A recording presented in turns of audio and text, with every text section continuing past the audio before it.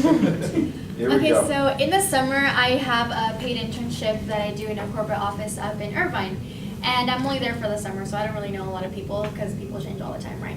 And this is the only corporate office that we have for this organization, and this company is a nationwide company, so we take care of all the work for the entire country. And I work in the customer care department, so a lot of what I do is taking calls or like sending out mail, and I send out like hundreds to thousands of mail a week, and I have a deadline, so I'm always in a hurry, right? And when you have so much stuff to send out, we have a machine that like folds paper for you, so you don't have to do it manually, and you just like send it out. So I have this giant box and it has papers in it, and I'm going downstairs where the machine is, and there's nobody there. There's only one guy, but there's like this giant piece of cake right next to me on the right side, right? And this guy walks out because he hears me working on the machine, and he's like, "Oh, hi, what are you doing here?" And I'm like, "Okay, I'm just folding my paper." And he's like, "Okay, feel free to grab some cake. It's Alex's birthday." And I'm like, "Sweet, I don't know who the heck Alex is, right? But like, everybody wants cake."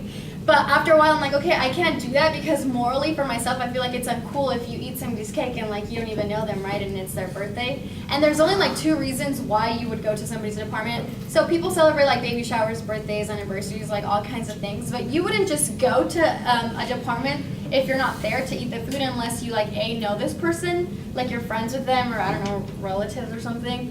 Or if B, like you get a massive message and everybody says, "Oh, come sing happy birthday to somebody and like take cake," or you know there's like a lot of cake left over. So you wouldn't just like go because it's like socially awkward or unacceptable. So I'm like, no, I'm not gonna do it, you know. And I keep bringing in my paper into my box, but all I can think about is the cake, and it's terrifying me because I cannot stop thinking about the cake. And I don't know if it's because it's like homemade cake, and I'm really into pastries, and it just looks amazing, or if it's because he offered me some, so I feel like I have like the smidges of right to like have the cake. But I'm like, okay, I'm not gonna do it. I'm just not gonna do it. Like I've been here before, you know. He gets up and he leaves with a bunch of papers, and I'm assuming he's gonna talk to somebody, take a while.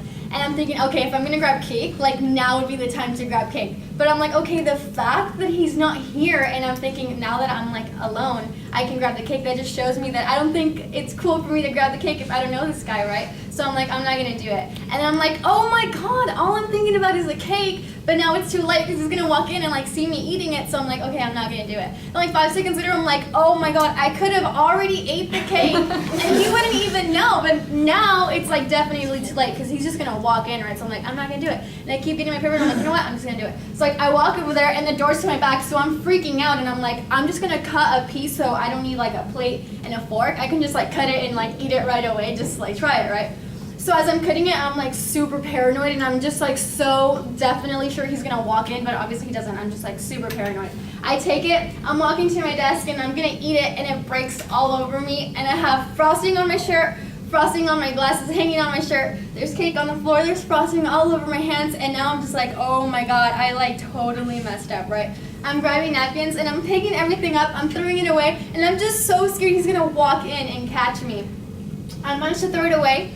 I sit down, and like the moment I sit down, he walks in, and I just know he feels like the ambiance is like weird because I'm kind of like hiding and I don't really want him to see my face. So he's like walking to his desk, and he kind of just like turns around and looks at me, and I look up, and I'm just like, crap, there's like cake on my face. Like I'm pretty sure there's like frosting on my face, and I just look at him, and he smiles, and he walks away, and I'm like, oh. I grab my phone, and like thankfully there was no cake on my face. But I just decided that the next time somebody offers me cake or something to eat, I'm just gonna have the guts to eat it, because it's one thing to like be the girl who had the guts to like eat something in front of you even though she has no idea who you are. But it's another thing if like they walk in and they're like, this chick ate it while I was gone, you know, like she tried to eat it, she's that person. Anyway, I was a little frightened because I told my friend, and he said that you are the person like you are when nobody is watching. And I was like, dang, like I'm a badass, like that's just what I choose to do. I'm just like, oh, I didn't want to show that, but I guess that's what, I love pastries, so thank you. That was like the strangest day of my life, I think.